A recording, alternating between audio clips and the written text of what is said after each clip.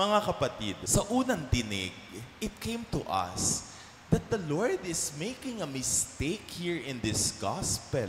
Parang nagkakamali siya kasi we heard na pinupuri niya ang tiwaling katiwala, that dishonest steward. And he seems to even commended him. Pero kung tayo ay talagang pagtutuunan ng pansin ang mabuting balita, we realize that the Lord is not praising the dishonesty of that servant. He was praising or commending yung kanyang pagiging wais, yung kanyang pagiging smart. He was praising because he is shrewd, tuso. He is praising because he is witty, nag-iisip. He was making sure that whatever he has in the present could determine a good future para sa kanya. My dear brothers and sisters, ang pagkakaiba ang taong wais tsaka ang taong wise. Kung matalino ka lang, okay, sige. Pero maaaring hindi ka wais, maaaring bookish ka, punong-puno ng laman ng iyong isip, pero mahina ka sa diskarte.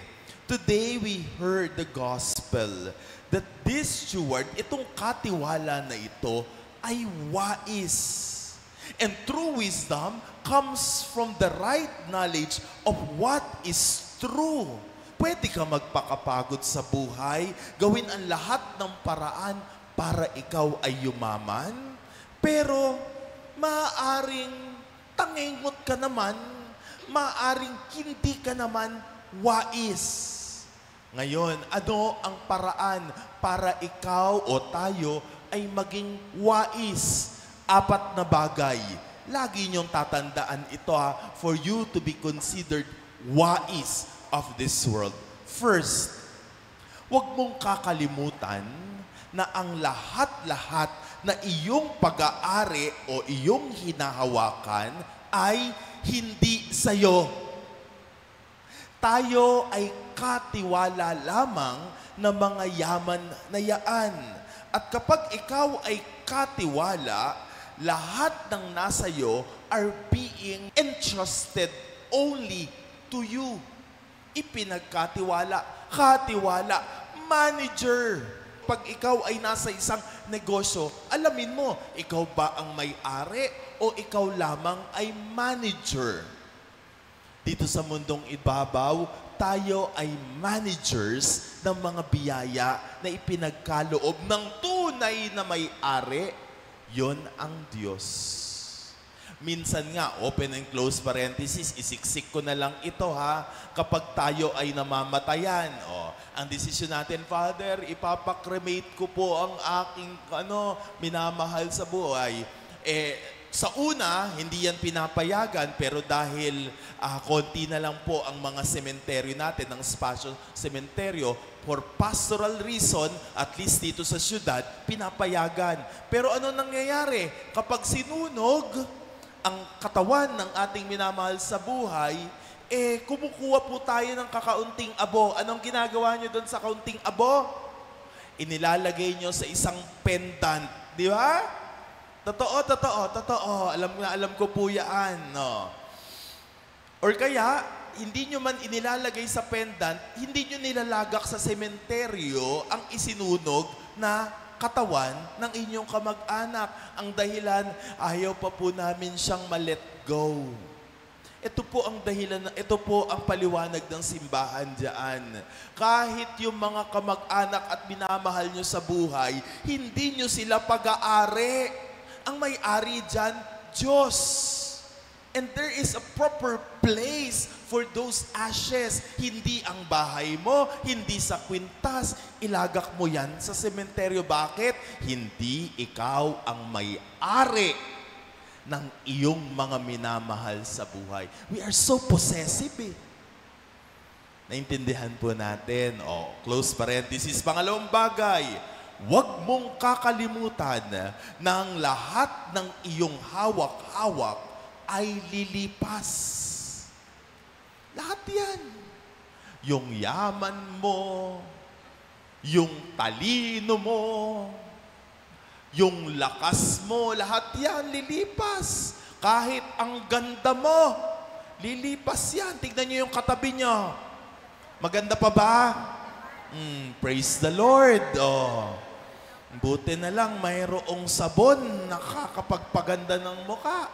Pero darating ang panahon, yang katabi mo, ni hindi mo na mahalata. Ay, ikaw ba yan, sister? Ay, naku po. Stress ka ba, sister? Hindi. Ang dahilan, lumilipas kasi ang lahat. Amen?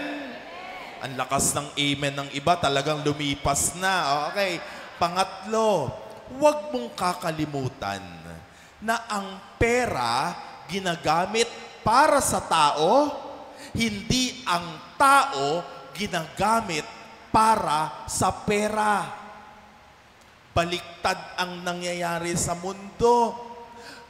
Gumagamit tayo ng tao, nagmamanipula tayo ng tao. Para saan? Para ikaw ay yumaman.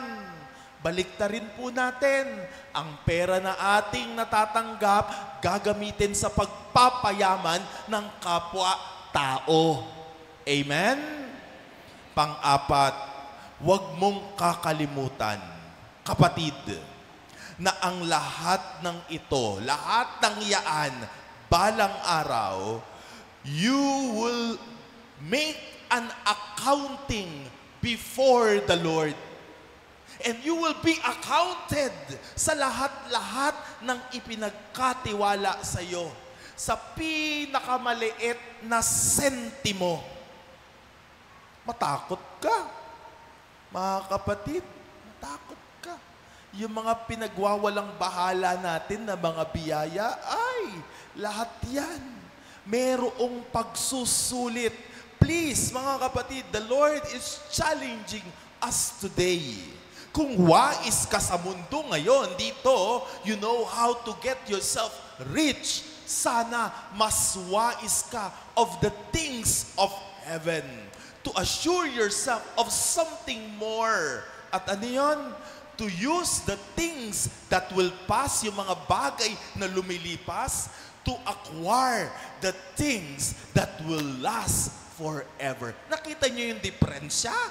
Nakita nyo? Merong ipinagkaloob sa iyo, and that is not the end of it. Use it, yung mga bagay na lumilipas, in order to acquire the things that would last forever. Amen? Mga kapatid, sa araw na ito, idugtong ko, pangalawang punto. Sa unang pagbasa, kung nahagip nyo kung hindi kayo pumikit at natulog sa unang pagbasa, na karaniwan lagi nating ginagawa, ay mahagip nyo tamang-tama sa panahon ngayon. Galit si Propeta Amos sa pagyurak sa mga mahihirap.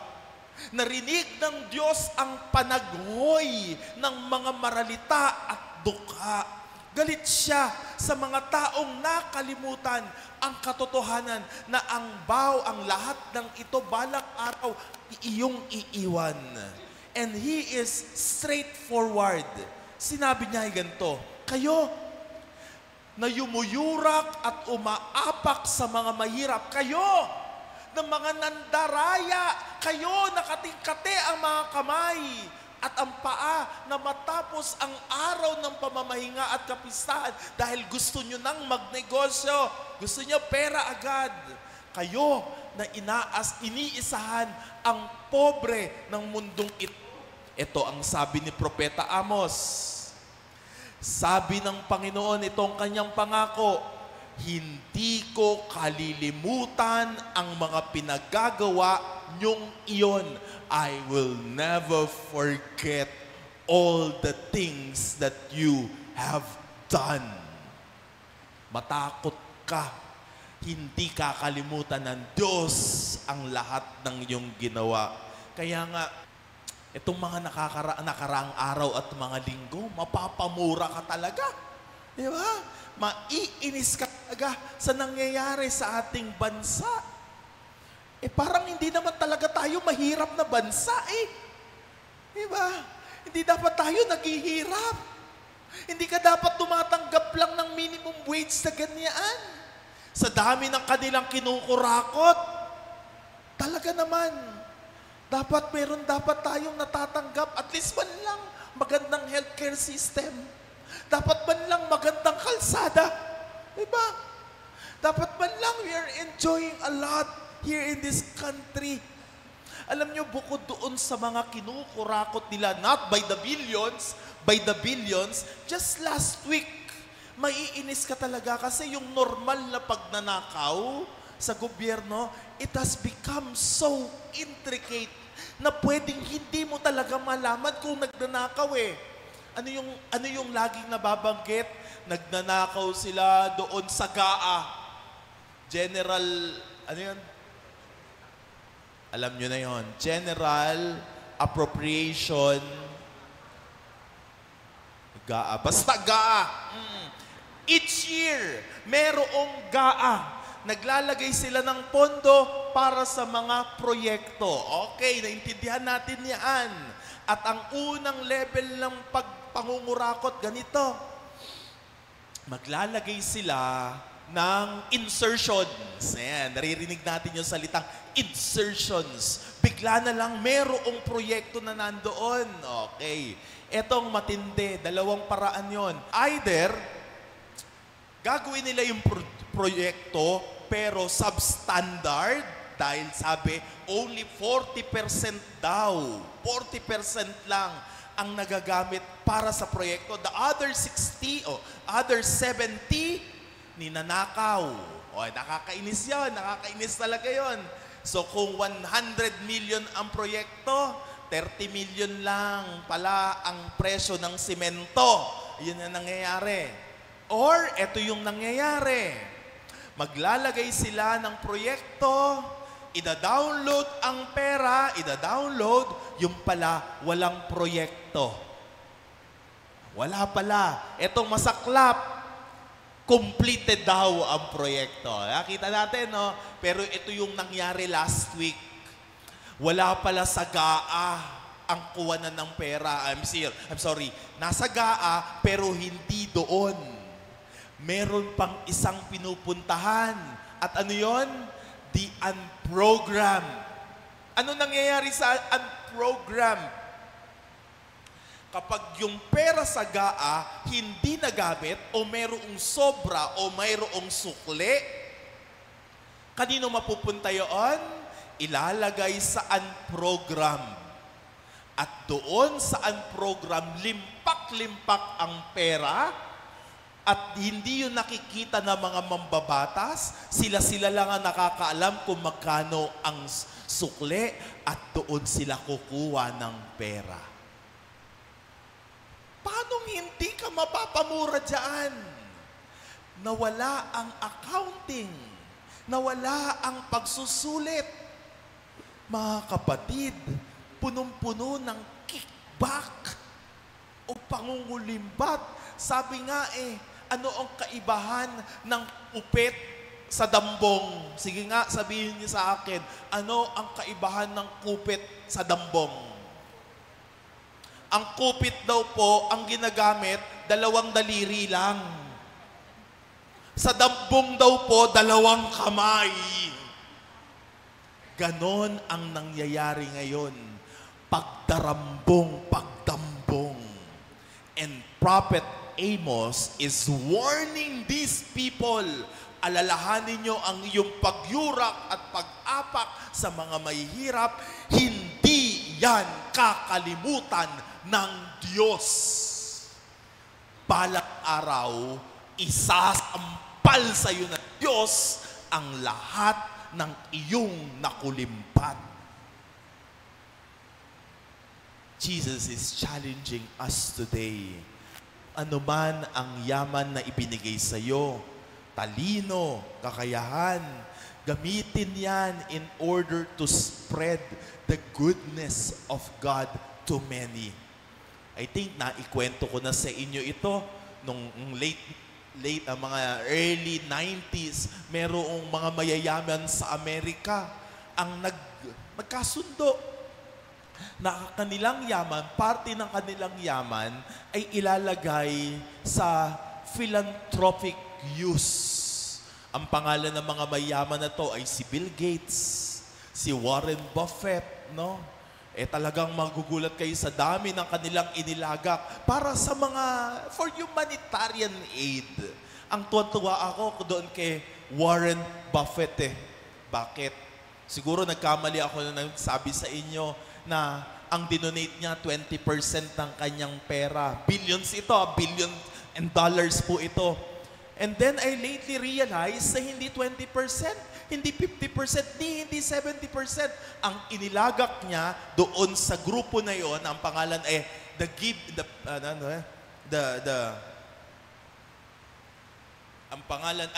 Giving Pledge. He decided to give 99% of the total cash and asset para doon sa grupo na yon. You know how much? $43 billion. Hindi pa ginawang 50, no? Ako na magpupuno, gagawin kong 50 yon. Next year. Hindi, wala. Okay. Pero you know, meron pang isang grupo, meron pang isang miyembro doon na na-inspire sa ginawa ni Warren Buffett of giving 99% of his total assets and income. Ang pangalan ay si Manoj Bhargava. Indian ito na nag-migrate sa Amerika. May-ari ng parang essential oil, parang ganyan ang kanyang negosyo. Alam niyo magkano binigay niya? 99% din. Tinapatan niya kung magkano ang binigay. Ito ang sinabi niya. I realize that service to others seems to be the only intelligent choice in using your wealth. Ang pagbibigay ng serbisyo sa iyong kapwa, ang isa lamang nakatanggap-tanggap na paraan sa paggamit ng iyong karangyaan. Pero pag ito ay ginamit lamang for personal consumption, sabi ng India na ito, it seems that your money, your riches, your treasure will become useless and it will become harmful. Kapag sa'yo lamang yan, it will be harmful. Today, Jesus is emphasizing paano mo ginagamit ang iyong yaman. We're just seeing the tip of the iceberg. Kung paano nila ginagamit ang ating yaman. Ikaw, paano mo ginagamit ang iyong yaman? We don't know when all these things will end. Kung kailan ito. And I hope today, you will take part of the rally. We know you are tired already of the rallies. Pero today, it's very important for our country. We are called to go there in EDSA o kaya sa Luneta to take part of this campaign against corruption. We are not against the president or the vice president. No, hindi yan yung isisigaw natin mamaya. We are against the corrupt officials. Sana aware kayo nyon. Aware kayo sa mangyayari ngayong araw. Alam niyo po ba ang panawagan ngayong araw na ito? Kung hindi man kayo makarating o dumalo doon sa pagtitipon, at least you wear white. Please tell your friends, tell your family members to wear white today. Express your righteous indignation against corrupt officials, to what is happening to our country.